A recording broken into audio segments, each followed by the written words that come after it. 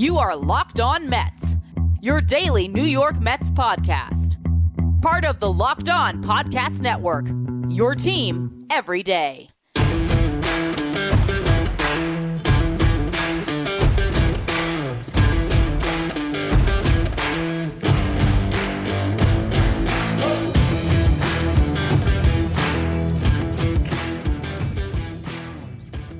Hello to all you amazing Mets fans. You're listening to Locked On Mets, part of the Locked On Podcast Network, your team every day. Thank you for making Locked On Mets your first listen every day. Locked On Mets is free and available on all platforms, including YouTube. Now, after the Mets missed out on Carlos Correa, there was a couple of free agents they were notably interested in. Andrew McCutchen, Trey Mancini, and Adam Duvall. Two of those three are off the board. So on the show today, I'm going to discuss the Mets' dwindling options in free agency to juice up this lineup. In the first segment, we'll talk about the guys that signed elsewhere in McCutchen and Mancini. In the second segment, the one guy that's left in Adam Duvall. And we'll close out the show looking at the other options as well as if Darren Ruff might be the best option overall. Before we get to any of that, I'm your host, Ryan Finkelstein. If you want to find any of my work, follow me on Twitter at Finkelstein Ryan. You can also find some of my writing at justbaseball.com, where I work as the managing editor. Now, we'll start with Andrew McCutchen because he signed first, and the Mets were reportedly very interested in acquiring his services and actually offered him more money than the team he signed with. But what the team he signed with had that the Mets didn't is a lot of nostalgia.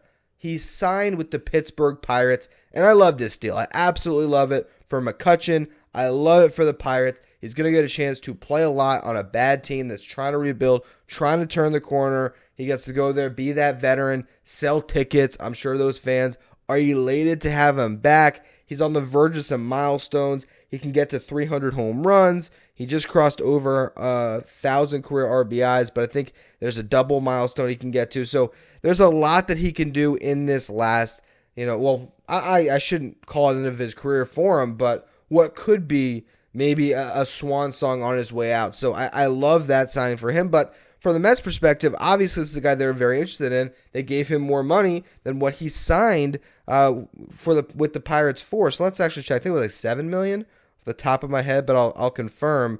And I think what you're looking at with McCutchen, that was $5 million. So maybe the Mets offered him something like $7 million. But with McCutchen coming into the fold for the Mets, the idea would be this is a guy that can play left field for you, where I think the Mets are maybe viewing Mark Canha and Starling Marte as the backup center fielder on this roster. They obviously have Nimmo entrenched there.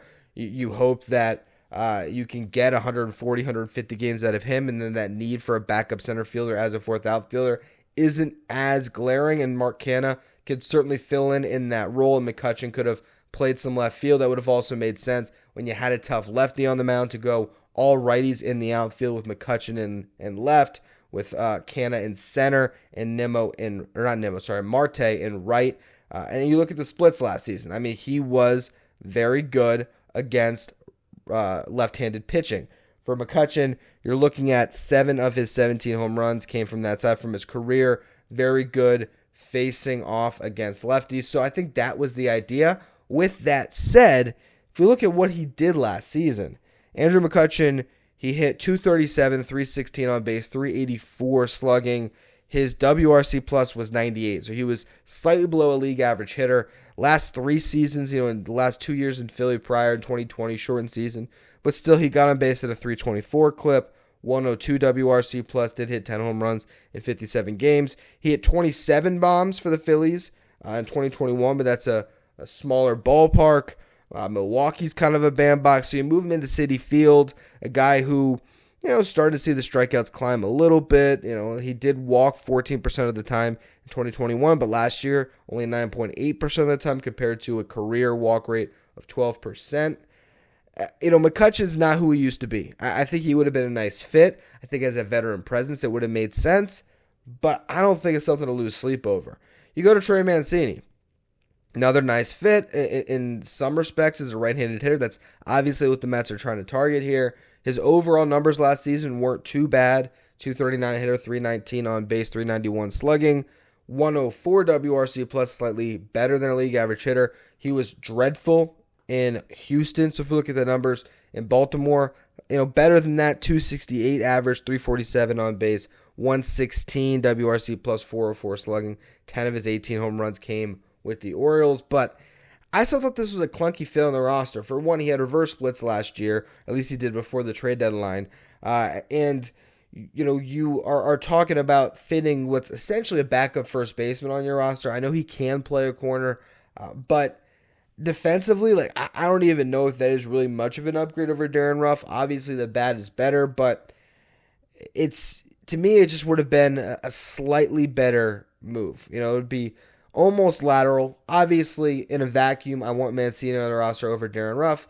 But I also could make the argument that because none of them really have a great defensive home, I'd rather see the upside of Mark Vientos and just have very thin depth defensively. Because I don't think Mancini really gives you that defensive depth. And you want to talk about a backup first baseman, you don't need a backup first baseman. Eduardo Escobar probably functions in that role this year. I think Brett Beatty is going to take over third base. And with that, that'll free up some playing time for Escobar to maybe get a little bit of time at second, but more, I think, first base, DH. And with that, you got Pete Alonso, who played 160 games last year, played 152 in 2021, did have a 10-day IL stint. That's the only reason why he missed some time.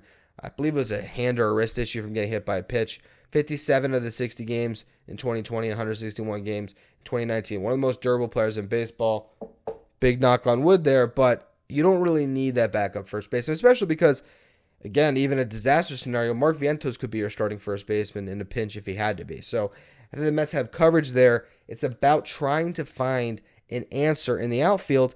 And while McCutchen made a little more sense to me than Mancini, I don't think either of them was the best fit. That's where all roads continue to lead back to Adam Duvall. The only problem is you don't know if the Mets are a team he's going to pick. The Mets can pick Duvall. He still has to pick the Mets. So we're going to get to that in just a minute. First, though, today's episode is brought to you by Built Bar. We just got through the holidays, and I know my goal is to eat a little healthier this year. If you're like me, where you want to eat healthier, but you don't want to compromise taste, then I've got to tell you about Built Bar, because what makes them so great is that they're covered in 100% real chocolate with unbelievable flavors like the churro, the peanut butter brownie, the coconut almond. And what makes these bars even better is that they're healthy. Only 130 calories, 4 grams of sugar, and a whopping 17 grams of protein. And now you don't even have to wait around for a box, because for years, I was telling you to go to Built.com. That's where you find your Built Bars. Now, you can actually get them at your local Walmart or Sam's Club. That's right. Head to your nearest Walmart today, walk to the pharmacy section, and grab yourself a box of Built Bars. You can pick up a 4-bar box of the cookies and cream, the double chocolate, or the coconut puffs. Or, if you're close to the Sam Club, go there where you can grab a 13-bar box with their hit flavors like the brownie batter and the churro. You can thank me later. Try Built Bars at your local store today.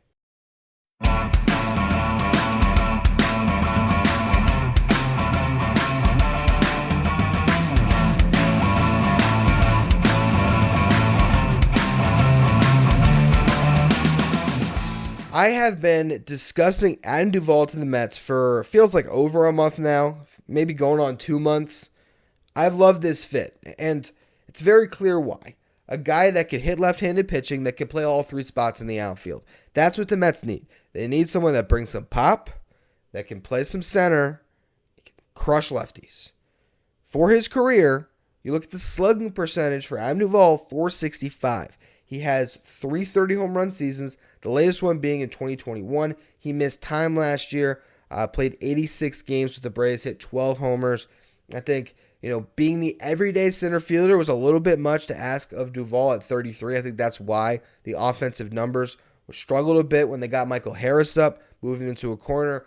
It seemed like he was on an upward trajectory, and then he got hurt. So if he's able to stay healthy, be a 4th outfielder, get some time as the right-handed complement to Daniel Vogelback at DH, play some left field, play some center field to spare Nimmo, get him off his legs a little bit, I think he could really thrive in that role. The problem is getting him to accept that role, because guys still want to play. I think that's something that we forget about a lot in free agency. Hey, Steve Cohen's got the most money. He can sign whoever he wants. Not necessarily. Not always the case. You look at the 2 free agents, right? McCutchen and Mancini. Both of them went for more playing time.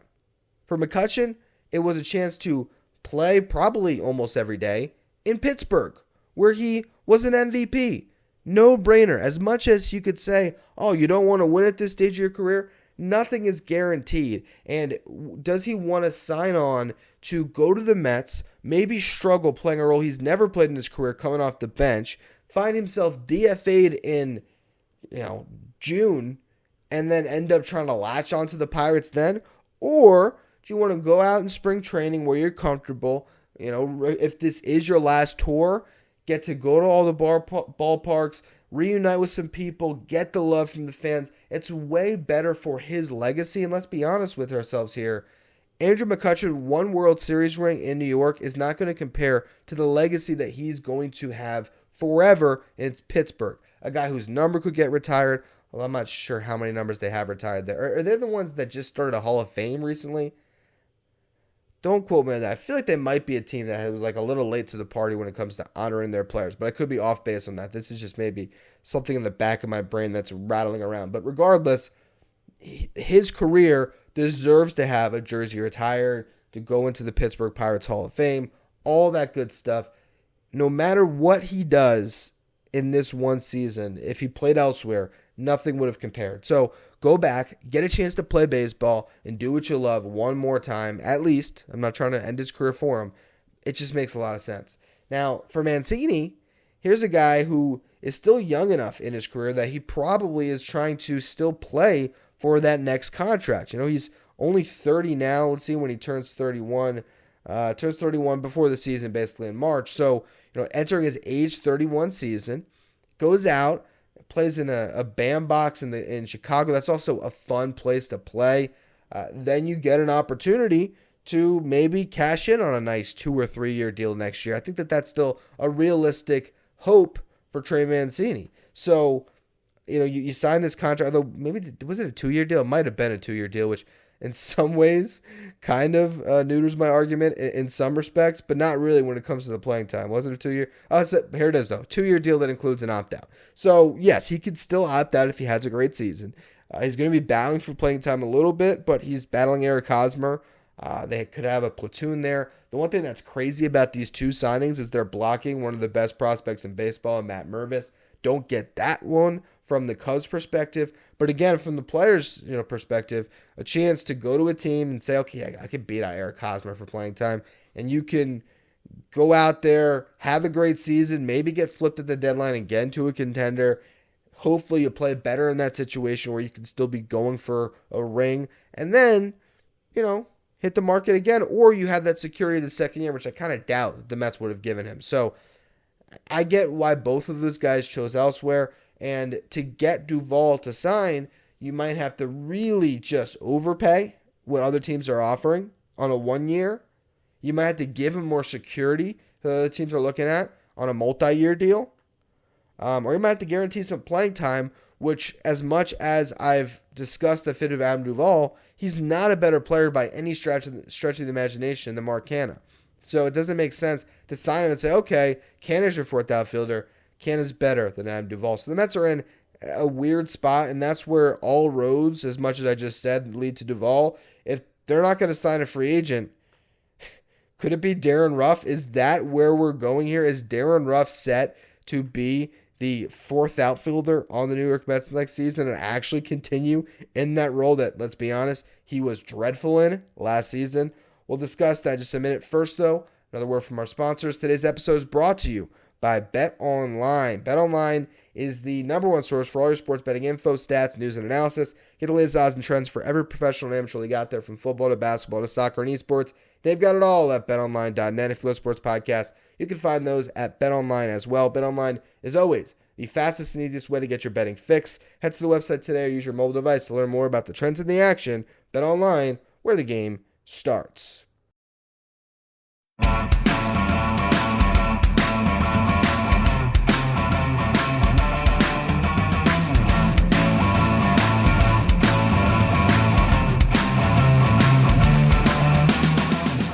Now, Darren Ruff was awful last season. There's no doubt about it. Just a atrocious year with the Mets. They sign him, or they don't sign him. They trade for him They give up J.D. Davis, who ended up being good in San Francisco. But they got the guy to come in and be that complement to Vogelback, and I like the move. You look at his numbers, across his time with the Giants, the 2 seasons prior to last year.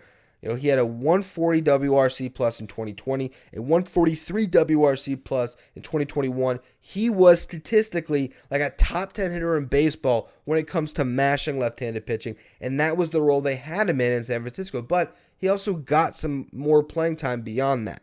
He still had 314 plate appearances last season in 90 games prior to coming to the Mets.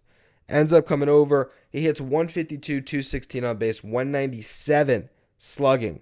No home runs. Was awful. A 24 WRC plus, meaning he was 76% worse than your league average hitter. So why am I even talking about him right now? A guy that in 74 plate appearances was almost worth -1 FWAR. It was negative 0.9. Bad on defense, bad on offense. Bad in the outfield in particular. Because you just got nothing left on the market. That's why I'm talking about him. I mean, look what you got. You go around, Yuli Gurriel and Jesus Aguilar are the top first basemen that are left. Yeah, you could sign Josh Harrison, but that doesn't really solve your problems in left field. Jonathan VR reunion, that doesn't really help you. Elvis Andrus is probably the best free agent left, but that's not really necessarily a fit on this Mets team unless you're just set on making Jeff McNeil more of an outfielder. Maybe just grab the best player available in Andrus. I don't know. Brian Anderson actually, I guess, does make a lot of sense to me, but the Mets haven't been rumored to have any interest there just yet. And also, if you're Brian Anderson, you don't want to sign on to be a fourth outfielder in a limited role. You want to play, and you don't really have that opportunity. Robbie Grossman, Jurickson Profar, they're options. The Mets are reportedly interested in Tommy Pham. I guess I like him more than Ruff, but he's also 35, so how much value you're going to get there? There's just not a lot of good options out there. I mean, Tyler Naquin is looking more and more attractive to me, and we saw how, he struggled playing with the Mets too, as well as Ruff did. Darren Ruff's on the roster already, and he does have the career numbers against lefties that you like. I get why they haven't cut him yet. I get why they haven't been able to find a trade partner also, but at $3.1 million, it's not going to hurt you to cut him eventually. So let him try out in spring training, and he's the guy. If you signed Darren Ruff on a minor league deal, you'd be thrilled about it. So if you remove the money from it, I can see it. I really could. He did hit 9 of his 11 home runs last year against left-handed pitching and has been good against lefties across his career. I mean, you look at his average, just average alone, 272 against left-handed pitching. That's including the pre-KBO time with the Phillies, 216 against righties. He fits the role that they need. You can stick him in left field and he'd be okay. Not great, but if he was more comfortable and maybe he started the season instead of wasn't in his head during a playoff chase, I think he could be a little bit better out there. I'm not advocating that Darin Ruf is awesome. I'm just saying that if you don't make any moves here and you go into camp and you say, all right, well, we got Brett Beatty likely to make the roster. He can give us some outfield depth. You have Jeff McNeil to spare some guys as well. You let Khalil Lee compete for a job. You go out and maybe make a couple minor league signings, and you just say, all right, we'll see if Ruff makes the team, if Vientos makes the team, if Beatty makes the team, and you go with it. I just don't think that there's many impact players left in free agency beyond Duvall. If you're not signing a Pham, a Profar, I mean, there's just, even those guys aren't going to do much for you. So that's where the Mets are at. I still think that this is a great team. The pitching staff is much improved. They got Nimmo back. That would have been the only hole they had to address on their offense. And it was a top 5 offense in baseball last year with a couple of prospects coming up right now that can really improve things. I've said all of that repeatedly, but I need to keep saying it because I think people are in this transaction mindset where they want to see a move and you just don't necessarily need one. Anyway, though, that's going to be all for today's edition of Locked On Mets. On tomorrow's show, I predict awards, which Mets can take home hardware next season. So make sure you tune into that. As always, thank you for listening. Make sure you follow, rate, and review wherever you get your podcast. Make sure you follow me on Twitter, at Finkelstein Ryan. Follow the show, at Locked On Mets. Thank you for making Locked On Mets your first listen every day. Now for your second listen, check out Locked On MLB Prospects, hosted by Lindsey Crosby. Locked On MLB Prospects is where you want to go to find out about the stars of tomorrow. You can follow Locked On MLB Prospects on the Odyssey app, YouTube, or wherever you get podcasts.